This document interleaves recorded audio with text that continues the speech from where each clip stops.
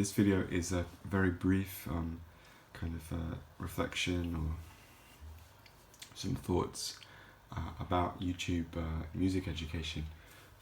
Seemed a good time to do it. So you can see I'm in my YouTube channel here. The vast majority of my videos are unlisted, so my 30 subscribers don't necessarily get that rapid hit in their inbox of all these videos. I've sent them all out, so scrolling through you can see all this kind of stuff. It kind of looks a bit like a YouTube channel. There's some other stuff in there, some videos that don't get sent. Good, and then we're into some other things there, but that's good. I think there's about 300 videos on my channel in total, and I don't know how many I've done for you guys at this point, but it's a few. So anyway, it's kind of a start.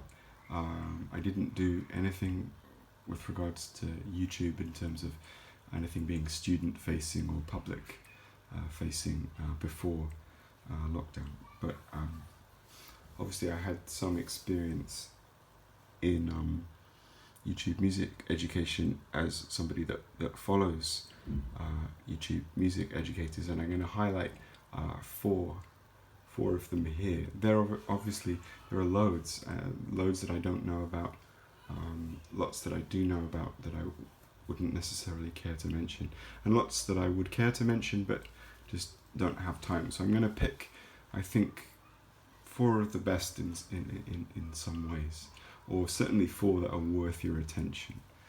That's a better way of putting it. Okay, the first one is Adam Neely. This guy interests me a lot because I once took the lift down from a class at the end of it with some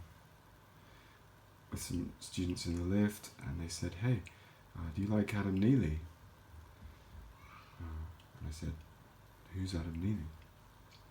And the response was, "Oh, I figured you knew him because you just taught one of his classes." And lo and behold, I basically had, and that was cool. Then I watched his YouTube channel, and that was really the first time I thought about YouTube music education. I hadn't really given it a second thought before then.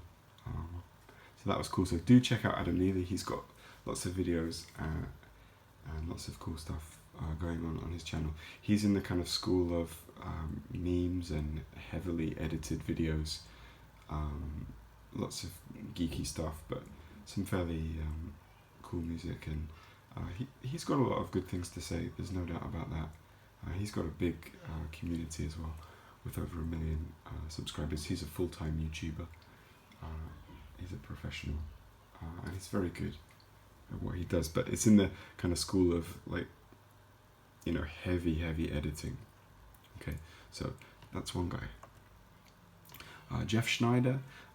Jeff Schneider is just somebody that I know about through the kind of music that I listen to. He's kind of in the neo soul, R&B, hip hop, jazz kind of mold, but he's got some great lessons on logic and pop arranging and pop composing. He's a NEC educated master's graduate. He's big in the kind of library music scene. He's got some hefty clients and stuff like that. But there's lots and lots of really good stuff on here. He's not a full-time YouTuber, so he does really well.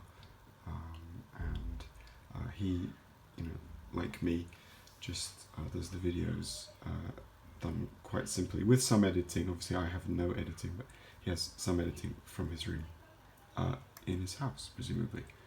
Okay, next one is Nora Saul. I think Nora Saul is the best music educator on the internet.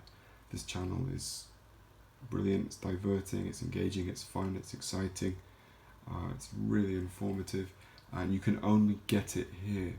She doesn't talk about things that you can find elsewhere. Her videos are either really detailed, kind of deep thought analyses of various things, or cool compositions that she's done, or piano techniques and all kinds of stuff. And it's really, really bespoke. It's beautifully presented, and I think well worth your attention. So do check out Nora Saul. I can't advocate following her enough, really. That's cool. And then the last one is Rick Beato, who I believe, I could be wrong here, but I believe he's the most subscribed to music teacher on the internet. There's lots and lots of rock and roll stuff on here, heavy metal, hard rock, stuff like that. He throws a lot of money at the channel. His videos are often kind of dripping in money, which is a bit of a put-off for me. But he's still, he's got a lot of stuff down. He plays lots of instruments.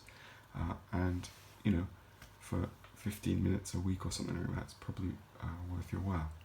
So, there you go.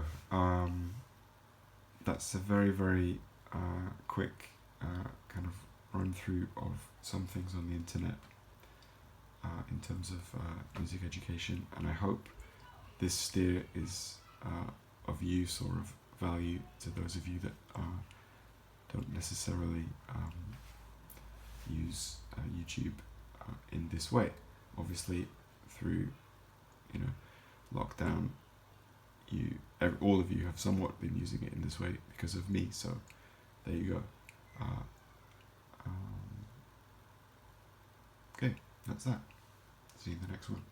Okay, bye.